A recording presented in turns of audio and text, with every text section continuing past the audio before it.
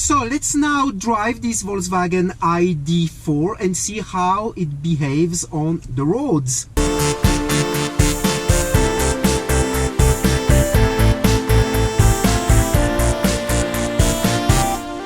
You got two ways of starting the ID.4, the usual conventional ways with these start and stop engine buttons, but you really don't need it. I really don't get why they put that, because you simply press the brake and the car turns on by itself. Let's go! I love how the turning radius in the ID.4 is really very short. Being this car a rear wheel drive, you get that advantage. As usual with EV cars, is quiet, is comfortable, is silent. That's what I love the most about EV cars, and this is the reason why I got already two of them, the Tesla Model S and now the e-tron S Sportback. Check out my videos about the e-tron S Sportback if you are interested. So this is the 77 kilowatt-hour battery version. It has 204 horsepower and 310 Newton meters of torque.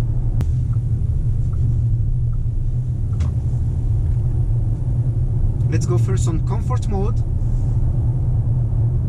You got Eco, Comfort, Sport and Individual mode. First impression, I would say it handles way better than my e-tron S Sportback. Let's not forget that the e-tron S Sportback weighs 2.6 tons. 2.6 tons. While this should be around 2 tons. It is still heavy, but I can clearly feel that it handles way better than my e-tron. Let's move now on dynamic, on sport. Dynamic is Audi.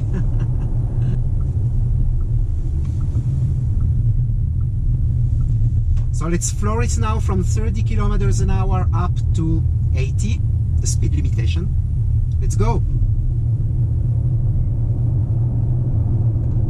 Wow, plenty enough. Let's not forget this is a family SUV. This is not a sports car by any means. So the reaction time, the speed is quick enough for the purposes of this car. And it handles quite well, actually. Surprisingly well. Yoo-hoo! You can even try to have some spirited drive with this car. Really, believe me. And I love the augmented reality head-up display. It is even more sophisticated than what I have on my e-tron, because you get some informations. For example, if you drive over the white lines, you get some picture of an orange line that it's basically telling you to come back on the lane, on the middle of the lane.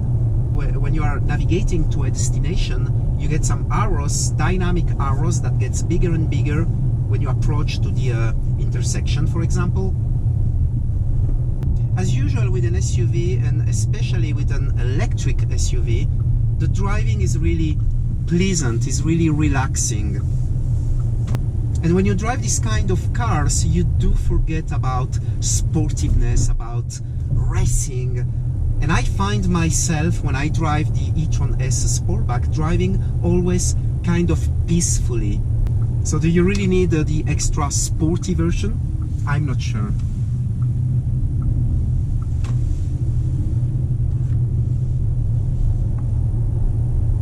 So let's see the handling here.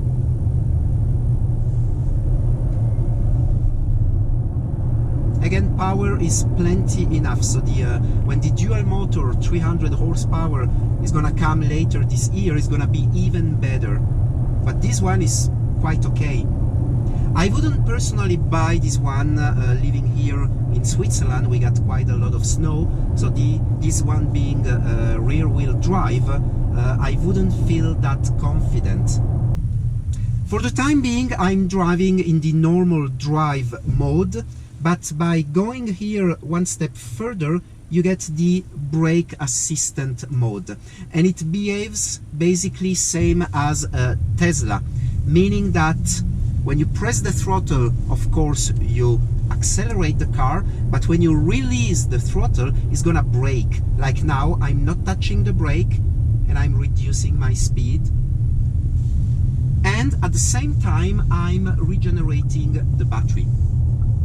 And I have to say that I do prefer much more this way of doing, the Tesla-like way, than what I have on my e-tron S and e-tron in general, where you have some paddle here and you have to manually select the regenerative braking level you want to apply. I'm gonna do a specific video about it, talking about my e-tron S, but could I choose, I would like to have this kind of driving mode on the e-tron instead of being always forced to play with the paddles here on the steering wheel. Because problem on the e-tron is that if you don't play with them, if you just let the car go, it's gonna gain speed, and most of the time I find myself going way over the speed limitation. In this kind of driving mode, the same as the Tesla, whenever I want to reduce the speed, I just slightly release the throttle, and then I can constantly be on the speed I want to be, without the hassle of having to constantly playing with the steering wheel paddles. I didn't ask anything to you. Just shut up, please. Thank you. So this car got the voice command. I believe you say, "Hey ID, turn down the temperature."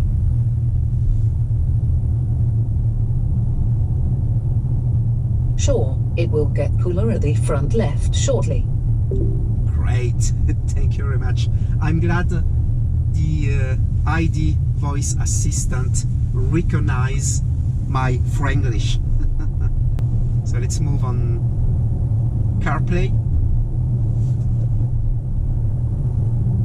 The screen is quite near my hands, so it means that I don't get that much distracted when I want to interact with the screen.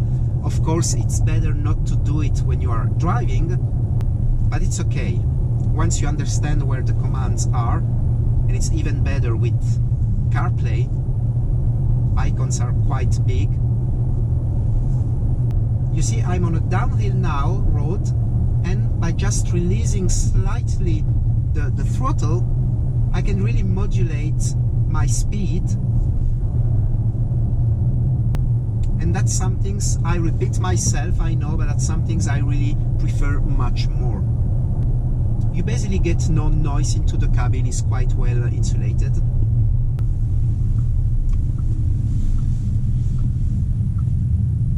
And to close the chapter about the regenerative braking, if you don't like it, if you're not confident with it, you just go back to the normal driving mode, and by doing that, whenever you release the throttle, the car just slides. But I prefer the braking mode. Actually, I realized that the car is braking itself in certain situations. So let's move now on comfort mode. It requires a little learning curve. I'm so habituated with the Audi MMI because I've been driving Audis almost all over my driving life. So here you need to quickly understand how things works. But talking about changing modes, it is quite easy actually. You get the soft touch button here, and I'm going now on comfort mode. And in comfort mode, everything gets softer. Steering wheel, the throttle reaction. It doesn't feel big, contrary to my e-tron, where you can really feel the size of the car. this one is okay. It's 4.5 meters. So it's an average sized car, I would say. So I'm now on the normal drive mode, which means that I do have to apply the brake, to press the brake pedal to actually stop the car.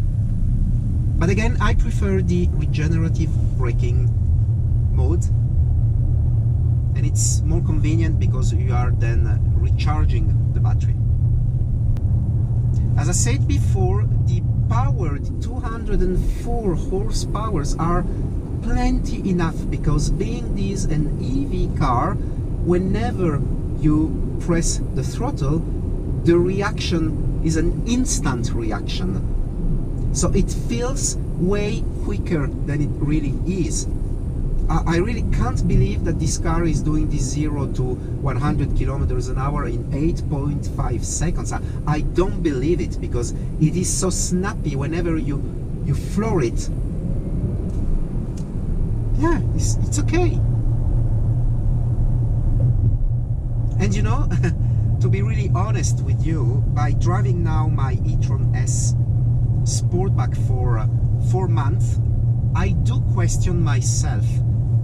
If you buy an SUV, do you really need all that extra power if you can't really use it anyway? Because being a high vehicle, I mean, whenever you are on twisty roads, you cannot pretend to drive it like a sports car, like a normal low sedan. So I start to think that if you buy an SUV, this is plenty enough for driving on normal situations. What do you think? Let me know. Maybe I'm getting older and I'm start to switching to a more grandpa driving style. No way. I'm still attracted by sports car, of course. So we're approaching a freeway portion. Again, I like the head-up display. It has a lot of information, and I can feel some Tesla vibes here and there. Like, for example, the head-up display shows you when you have a car in front of you, when you have a motorcycle, for example, you can see the image, and also it shows you the lanes, so you can see if there is a continuous line or a dotted line on the road. You see it on the head-up display, and you see it actually also here on the little screen. You see, I quickly go to 100 kilometers an hour. Je suis désolé. Oh, come on! And here you can have a look at the ambient lighting. It is not the better looking one, I've seen better on other cars, but you do have the possibility to choose, I believe, optional 30 different colors, otherwise 10 different lights. This ID.4 being the first edition, you got all the available options, all the safety options like the lane assist, the adaptive cruise control, and the 360 degrees views cameras. And those single armrests are quite okay, so they are very well positioned. You can adjust them, so you can have a very comfortable drive. And of course, the panoramic glass roof brings a lot of clarity, a lot of light into the cabin, and it's very pleasant. So now we can go to 120, and you can see from 100 kilometers an hour to now 120, it's an instant. I'm 120 already. So again, if you're afraid about the only 204 horsepower, don't be. There are plenty enough for the everyday use. So in conclusions, I really like this car. It is a car I would considering buying if I were on a market for a mid-sized electric SUV. Even if I were on the market for a mid-sized SUV, I would still consider going electric and taking this ID.4, because range is plenty enough, and this is what I always say to people when they start talking to me about the range, you have to ask yourself one single question. How many kilometers do you drive each day with your car? If you are driving more than 360, for example, kilometers, then you need to consider recharging your car daily, of course. If you are not like me, thinking about my e-tron S, I charge it maybe twice or 3 times a week. That's it, because I don't drive 300 kilometers every day. So it is really a non-issue. Now, if you do long road trips with your car, of course, your road trips is gonna take a little bit longer because you have to consider the time you're gonna spend to recharging the car. You better find some fast chargers, of course, like Unity or other fast chargers, but you have to consider that if you're doing road trips, they're gonna be longer, of course. But otherwise, in your daily usage, in your commute to work, if you're not driving, again, if you're not driving more than 300 kilometers per day, this is plenty enough. Provided, of course, that you do have the possibility to charge your car at home. I do have that possibility, I have the charger, so it's really not an issue for me. But if you live in an apartment, of course you will have to find a place where to charge your car overnight, and this can be a little bit more annoying, of course. So it really depends on you. So coming back to this ID.4, this is a car I would absolutely consider buying because it's pleasant. I like the exterior design. I like all the technology involved into the cabin. It has even more technology than my e-tron S, sadly. And it is very, very well priced if you compare it with competitors, whether they are gasoline one or electric ones. Actually, there are not so many electric alternatives now. So I would say this is really, really a very good choice if you want to step into the EV world, but you are still linked to the traditional cars. I would say you are not gonna feel lost into the ID.4 because, of course, it looks a lot like a conventional car. You are not into a spaceship like some other EV brands where you need to learn how to interact with your iPad and then you got some spaceship features. Here you are into a conventional car, which I think for the majority of people it's a good thing actually. So really you have to consider this Volkswagen ID.4 as your possibly next SUV. Let's have a look at the energy consumption. So you can see I got 76% left, which gives me a range of 310 kilometers left.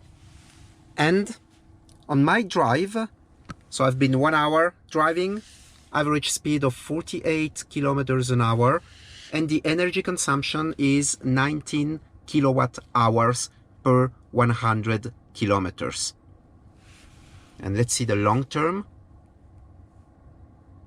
So you can see it's an average of 20 kilowatt hours per 100 kilometers after 1,564 kilometers. So thanks for watching this video. I hope you appreciated. If yes, please give it a thumb up. That would really help me grow my channel. I'm actually trying to get to 25,000 subscribers, so don't forget to subscribe and activate the notification bell so you won't miss a thing. I'll see you on the next one. Bye bye.